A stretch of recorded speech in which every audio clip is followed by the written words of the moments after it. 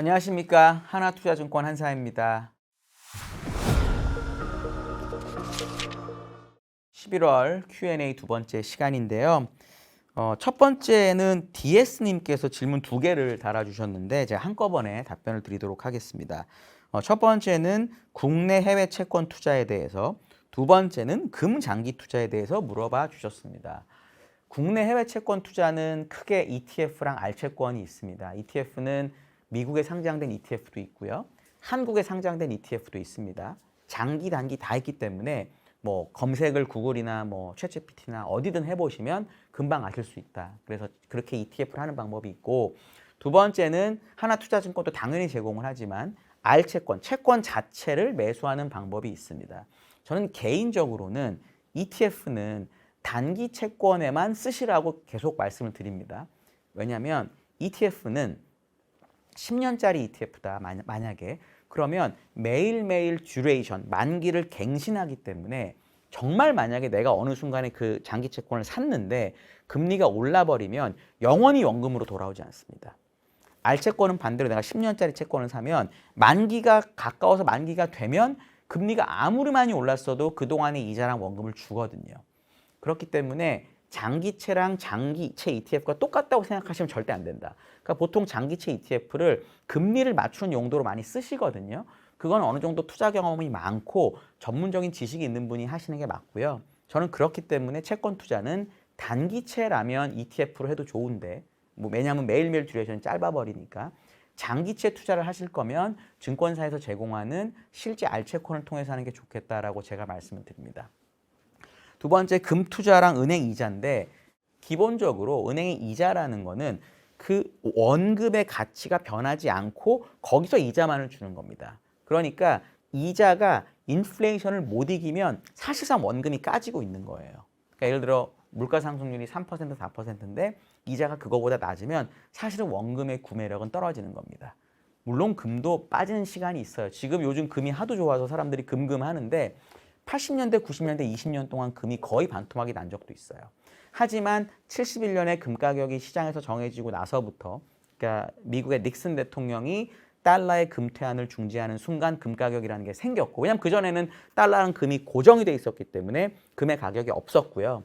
금 퇴한이 정지되고 나서부터 이제 금 가격이 생긴 건데 그때부터 지금까지 장기적으로 보면 엄청나게 많이 올랐습니다. 몇십 년 동안. 그러나 중간에 10년, 5년 이렇게 떨어질 수도 있거든요. 그러니까 우리 DS님 질문 주신 장기가 10년 이상의 장기라면 저는 금 투자가 당연히 은행 이자보다 낫다고 생각을 합니다. 근데 이 장기가 뭐 3년, 5년, 예를 들어 내가 이걸 사놓고 몇 년 안에 이 돈을 써야 될 것 같다. 이러면은 금도 빠질 수 있다는 걸 항상 생각하셔야 돼요. 또는 옆으로 길 수 있고, 왜냐하면 금은 이자가 없기 때문에 옆으로 기면 손해를 본 거나 마찬가지거든요. 그렇기 때문에 지금 질문 주신 장기가 얼마나 장기냐에 따라서 이게 은행 이자보다 좋을 수 있고 나쁠 수도 있습니다. 그러니까 금 장기 차트를 한번 보시고 중간에 하락했던 기간이 얼마였는지 20년도 하면 있긴 있었거든요. 전 이제는 20년씩 하락할 것 같진 않은데 어쨌든 장기적으로 하락했던 적이 있기 때문에 내가 요 기간에 하락하더라도 금 내가 안 쳐다보고 있을 자신이 있으시면은 괜찮은 거고요. 그 정도의 장기가 아니면 안전자산이라고 생각하는 단기라면 은행 이자가 됐든 단기채가 됐든 이런 쪽으로 하시는 게 맞다라고 저는 개인적으로 생각을 합니다. 그 다음 질문은 디오스10님께서 질문을 주셨습니다. 미국 지수를 살 때 앞으로 10년간 수익이 없을 수도 있다는 생각도 한켠에는 해두는 게 맞을까요? 그럼에도 불구하고 사야 한다 생각하지만 제 생각이 궁금하다고 말씀을 주셨습니다. 당연히 10년간 수익이 없을 수 있습니다. 미국 주식 과거 데이터를 보시면 10년 동안 안 올랐던 경우가 있어요. 만약에 우리가 2000년 IT버블 고점에 샀으면 2009년인가 10년까지 그냥 플랫이었어요. 물론 2000년 고점에서 빠지고 오른 거기 때문에 내가 빠지는 기간에 열심히 미국 시장을 믿고 물타기를 하거나 계속 물량을 늘렸으면 그때보다 먼저 본전이 오죠. 근데 만약에 사놓고 냅둘 거다. 그럼 정말 10년 동안 안 오른 적도 있었어요. 그렇기 때문에 이런 마음가짐 해두시는 게 맞고, 저는 그래서 만약에 지수를 내가 살 거라고 마음을 먹으셨으면 분할해서 계속 꾸준히 모아가는 게 가장 좋다라고 저는 개인적으로 생각을 합니다. 미국 지수가 1920 몇 년부터 데이터가 확실히 나오거든요. 100년이 됐어요. 100년 동안 연평균 한 8, 9%가 올랐고 평균으로 보면 배당까지 합치면 한 11% 오른 거예요. 연평균으로. 그럼 사실 6년에서 6년 반이 지나면 내 재투자한다는 가정하에서 배당을 내 재산이 2배가 되는 거거든요. 근데 문제는 뭐냐? 매년 11%씩 9%씩 오르면 좋은데 그게 아니라 50 올랐다? 뭐 이런 식으로 가니까 그걸 못 견디는 거죠.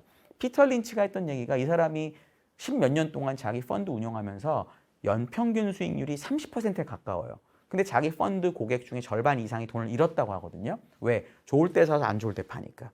그러니까 그런 부분을 막기 위해서는 말씀하신 것처럼 10년 동안 안 오를 수 있다는 생각을 하시고 항상 내가 갖고 있는 현금으로 리스크 관리를 하고 나눠서 주식을 산다라고 마음을 갖고 미국 주식을 하시는 게 가장 좋다라고 저는 봅니다. 이런 생각 꼭 갖고 계시는 게 맞다라고 저는 봐요. 다음 질문은 검하얀님께서 질문을 주셨습니다. 검정과 하얀을 같이 쓰셨네요. 수완 포트폴리오의 종목 중에서 핵심 종목이라고 생각하시는 게 있으실까요? 라고 물어보셨는데 이게 이렇습니다. 제가 PB분들을 통해서 왜냐하면 저희 회사도 훌륭한 PB분들이 너무 많으시기 때문에 PB분들 통해서 이렇게 고객들 뵐 때도 있는데 다 이제 종목을 찍거나 이런 걸 되게 많이 생각을 하시더라고요. 물론 그게 이제 PB의 능력이고 애널의 능력일 수도 있습니다. 동의해요. 근데 이제 그거는 리스크를 좀 많이 테이킹하는 겁니다. 예를 들어 제가 알파벳 얘기 많이 드리는데 제가 한 4, 5개월 전에 어떤 무슨 모임 같은 걸 어떻게 갈 일이 있어가지고 얘기를 하게 됐어요. 그건 이제 뭐 편안한 캐주얼한 자리고 고객이 아니고 아는 지인들 자리였으니까 누가 물어보길래 지금 알파벳 싼 거 같다라고 얘기를 했더니 알파벳 지금 챗GPT 나와가지고 누가 검색 쓰냐고 알파벳 안 되는 거 아니냐고 뭐 이런 얘기 나왔거든요. 최근에 어떤 뉴스 나왔냐면 알파벳을 워렌 버핏이 샀으니까 좋다라고 얘기를 한단 말이에요. 그러니까 이게 그때그때에 따라 상황이 너무너무 다르기 때문에 어떤 종목을 찍어서 이 수완을 하는 거는 저는 사실은 반대예요. 그러니까 수완을 만든 이유는 뭐냐? 물론 이제 금액에 따라 다르긴 하지만 기본적으로 요거를 우리가 잘 세팅을 해가지고 주간으로 배당을 받아보자라는 걸 만드는 거거든요. 그 다행스러운 거는 요즘 회사들이 이 소수점 매매를 지원합니다. 소수점으로 주식을 살 수 있거든요. 그러니까 금액이 꼭 아주 크지 않더라도 충분히 그 종목을 다 가져갈 수 있고 그 종목을 가져가게 되면 아주 적은 돈이지만 매주 배당이 나올 수가 있거든요. 저는 그런 차원에서 그냥 여기 나오신 것처럼 아까 지금 말씀하신 거 보니까 뭐 엔비디아, 구글, 아마존, 알파벳 이런 것들 섞는다고 하셨으니까 너무 좋거든요. 그러니까 이런 성장주를 하는 부문을 이렇게 가져가시고 수완을 따로 가져가셔가지고 하는 게 저는 맞다. 종목을 빼가지고 하는 거는 저는 그렇게 추천하지 않는다. 왜냐하면 이 수완이라는 걸 제가 옛날에도 만들었었고 서너 번 썼는데 다행스러운 건 지금까지 뭐 운이 좋았었던 걸 수도 있지만 제가 했던 그 포트폴리오들이 S&P 500보다 수익률을 더 잘 냈고 배당도 좋았단 말이에요. 그래서 저희가 이번에 한번 더 낸 건데 그 종목들을 보면 당연히 제가 틀린 것도 있습니다. 안 좋았던 것도 있고요. 좋은 것도 있었어요. 그게 이제 이게 합쳐져 가지고 결국은 S&P 500보다 더 많이 오르고 배당을 더 준 거거든요. 근데 만약에 고르는 차원에서 그래서는 너무 슬픈 일이지만 안 좋았던 것만 골랐다면 그 수완의 효과를 못 보는 거잖아요. 저는 그런 차원에서 그렇게는 하지 마시고 소수점 매매를 활용하셔서 다 일단 이쪽 꾸러미에는 수완으로 가져가고 얘기하신 뭐 엔비디아, 뭐 구글 좋은 종목들이니까 성장주 쪽에 따로 가져가시고 이렇게 투자를 하는 게 가장 좋다. 특히나 제가 뭐 연배를 모르니까 특히나 나이가 좀 젊으신 분이라면 빨리 그렇게 시작하는 게 좋겠다라고 저는 개인적으로 생각을 합니다. 그 다음 질문은 JY님께서 질문을 주셨는데 AI나 엔비디아 강세는 꽤 오랫동안 진행됐는데 SK하이닉스나 삼성전자가 왜 갑자기 9월 들어서 폭등하는지 궁금합니다. 저도 궁금해 죽겠어요. 근데 저는 어떻게 생각하냐면 SK하이닉스는 이미 그전부터 많이 오르고 있었어요. 삼성전자가 사실 9월부터 오른 게 맞습니다. 삼성전자는 1월부터 8월까지 보시면 제가 이거 리포트에 써서 정확히 기억을 하는데 1월부터 8월까지는 코스피 대비 언더퍼폼이었습니다. 삼성전자가. 정말입니다. 믿어지지 않으시겠지만 9월, 10월에 올랐고 11월에 지금 빠지는 거거든요. 제 생각에는 엔비디아가 사실 오른 것처럼 보이지만 지난 2달, 3달 동안 오른 게 하나 아직도 180불대예요. 오른 게 없거든요. 그냥 AI를 사던 사람들이 AI에서 가장 중요한 메모리가 쇼티진 것 같다, 부족한 것 같다는 걸 느끼고 그때부터 미국에서 샌디스크나 마이크론 이런 것들도 같이 올랐거든요. 그러면서 미국인, 외국인 투자자들이 다른 나라의 메모리 기업들은 전체 시가총에서 차지하는 비중이 1%가 안 됩니다. 0. 몇 %예요. 일본도 키옥시아 정말 조그맣고요. 대만 난야 조그맣고요. 미국의 마이크론, 뭐 샌디스크, 하드디스크 회사도 메모리라고 치면 뭐 웨스턴 디지털, 시게이트까지 다 합쳐도 다 0. 몇 %예요. 근데 우리나라는 SK하이닉스랑 삼성전자 비중이 엄청 높잖아요. 그럼 외국인들 입장에서는 나라의 선두권의 기업이 메모리인 건 한국밖에 없으니까 한국을 사는 차원에서도 이걸 샀을 수도 있다라고 보시면 될 것 같아요. 그래서 이 SK하이닉스나 삼성전자의 폭등은 우리나라만 있었던 일이 아니고 일본의 키옥시아, 뭐 대만의 난야 또는 미국의 웨스턴 디지털, 시게이트, 뭐 샌디스크, 마이크론도 다 같이 올랐기 때문에 약간 AI에서 메모리가 중요해지는 사이클로 와서 그렇다라고 이해하시는 게 저는 좋을 거라고 보고 있습니다. 이제 다음 세 가지 질문은 저희 바이오하고 중국에 달려있는 질문들인데 제가 이 리포트를 더 주도적으로 썼던 우리 애널리스트들한테 물어보고 제가 답을 받아왔습니다. 첫 번째는 가은파파님이 질문을 주셨고 두 번째는 크립토 쿠퍼님이 주셨는데 둘 다 사실은 비슷한 내용에 가깝습니다. 왜냐하면 우리가 이런 게 있습니다. 둘 다 이제 릴리하고 노보를 물어보신 거고 특히나 노보가 주가가 특히 더 많이 빠졌고 밸류에이션도 릴리보다 훨씬 싸졌기 때문에 어차피 둘 다 당뇨나 비만을 뭐 이런 걸 잘하는 거면 싸진 거 사는 게 좋은 거 아닐까요? 라는 질문의 같은 선상입니다. 예를 들어 가은파파님은 1, 2등 기업의 PR이 3배씩 차이 나는 게 좀 이상하다라고 질문을 주셨고 크리터 쿠퍼님은 두 개 이미 싸움이 끝난 건가요? 이렇게 물어보셨거든요. 제가 답을 해드리면 첫 번째 이 노보랑 릴리에 대한 PR 같은 것들 말씀드리면 최근에 노보의 이 관련된 매출이나 뭐 시장 점유율이나 이런 데이터를 보면 계속 릴리한테 뺏기고 있습니다.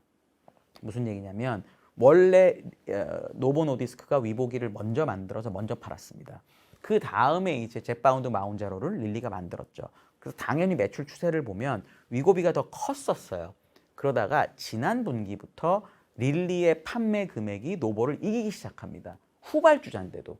그럼 당연히 시장에서 저 같은 애널리스트나 투자자들을 어떻게 판단하냐면 저희는 물론 위고비 이런 거 맞아본 적은 없지만 뭔지는 모르겠는데 일라이 릴리의 제품이 훨씬 좋은가 보다라고 판단하게 되는 거죠. 그럼 아무리 얘가 첫 번째로 만든 회사고 그동안 잘해왔다고 하더라도 이렇게 한번 2등으로 뺏기게 되면 사람들이 아 얘는 뭐가 안 되나 보다라고 판단해서 더더욱 릴리로 몰릴 수밖에 없습니다. 릴리랑 노보가 고점에서 많이 빠졌었는데 노보는 그 다음에 계속 반등을 못하고 릴리는 지금 반등을 다행히 해서 저희 애널리스트가 너무 잘 콜을 해서 반등을 해서 전고점을 다시 돌파했습니다. 이럴 때는 노보 노디스크를 너무 사고 싶을 때는 어떻게 하시면 되는 거냐면 그냥 내가 바닥에서 살 생각 하지 마시고요. 노보가 뭔가 자신의 경쟁력을 보여주거나 뭐는 뭔가 뭐 임상시험 결과가 됐든 실적 발표를 통해서 우리께 다시 많이 팔린다는 얘기가 나오든 그럼 또 주가가 빵 뜰 거잖아요. 그때 두려워하지 마시고 사시는 게 맞는 거지 지금처럼 명확히 릴리하고 노보의 경쟁력 차이가 많이 나고 그래서 릴리가 계속 잘하고 있는데 굳이 2등 주식을 건드릴 필요는 없겠다. 이 PR이 3배씩 차이 나는 거는 시장에서 어떻게 보고 있는 거냐면 릴리는 이익이 앞으로 무지하게 늘어날 거기 때문에 지금은 30배가 넘지만 예를 들어 내년 이익이 따블라면 15배가 되는 거잖아요. 이런 거고요. 노보는 12배밖에 안 되지만 이익이 줄면 PR이 올라가잖아요. 그렇게 평가한다라는 거죠. 저는 그런 차원의 이거를 받아들이시는 게 좋다라고 보고 2등 주식이 진짜 따라서 많이 오르려면 장이 정말로 강해야 돼요. 장 진짜 강하지 않았나요? 우리나라 삼성전자가 드디어 올라간 게 우리나라 장이 정말 강했잖아요. 미국은 올해 오른 게 제 지금 촬영일 기준으로 12%밖에 안 돼요. 12% 많은 거 아닌가요? 올해 꼴찌입니다. 주요 국가 중에 일본보다 당연히 적고요. 유럽보다 적고 중국보다 적고 뭐 다 적어요. 그러니까 그 정도로 미국 장이 그렇게 세지가 않았기 때문에 굳이 2등주를 잘 건드리지가 않는 거죠. 저는 그런 차원에서 지금 PR의 차이를 설명할 수 있다라고 봅니다. 두 번째 크립토 쿠퍼님의 이 싸움이 끝난 거냐에 대한 거는 저나 우리 애널리스트의 생각은 뭐냐 이제 비만이 주사로 하잖아요. 이걸 이제 먹기 편하게 하려고 관리용으로 왜냐하면 이 비만 주사제라는 게 이런 거죠. 사실 이거 필요 없는 거예요. 모든 인간이 본성을 이겨내면서 나는 운동하고 안 먹고 살 뺄 거야. 약 같은 거 필요 없어. 이러면 이 약은 필요가 없습니다. 근데 저도 마찬가지고 너무 유혹에 나약한 게 인간이잖아요. 그러니까 그걸 억지로 주사를 맞아서 밥을 맛없게 만들어 놓은 거죠. 여기 뇌랑 이거를 건드려가지고 막 부작용도 있고 이거 끊으면 다시 또 그 식욕이 생기거든요. 근데 그걸 계속 주사 맞는 게 좀 불편하니까 한번 살을 빼고 관리하는 용으로 좀 살이 좀 덜 빠지는 경구용 비만약을 막 개발하고 있거든요. 막 임상시험 결과가 나오고 있습니다. 근데 이 경구용 비만약에서 만약에 지금도 물론 릴리가 경구용 관련돼서는 노보에 앞서 있는데 만약에 노보가 어떤 새로운 걸 잘 개발해가지고 경구용에서 입으로 먹는 거에서 릴리를 확실히 앞서는 게 보이면 그때는 다시 경쟁이 시작이 되겠죠. 저는 그런 차원에서 보는 게 저희는 맞다라고 생각을 하고 있습니다. 마지막 질문 너무 감사하게도 중국 질문 주셨는데 효양구 제가 하여튼 잘못 읽었으면 죄송합니다. 개별 주식보다는 주식 ETF로 주식시장에 참여하고 싶은데 2026년에는 본토가 좋을지 항생지수가 좋을지 궁금합니다. 라는 질문을 주셨어요. 저희의 뷰는 명확합니다. 이건 이미 리포트에도 있는 내용이니까 자연스럽게 말씀드릴 수 있고 저희는 내년에 이제 양회를 통해서 AI 플러스라든지 뭐 신산업이든 옛날 산업이든 구조조정이라든지 이런 걸 통해서 내수, 서비스, 텍 이런 거를 중국 정부가 세게 밀어줄 거라고 저희는 기대하고 있습니다. 물론 이번에 4중전에 뭐 15차 5개년 기획이 대충 발표가 되고 뭐 특별한 얘기 없었다는 이유로 그때부터 중국이 또 주식이 빠지고 있거든요.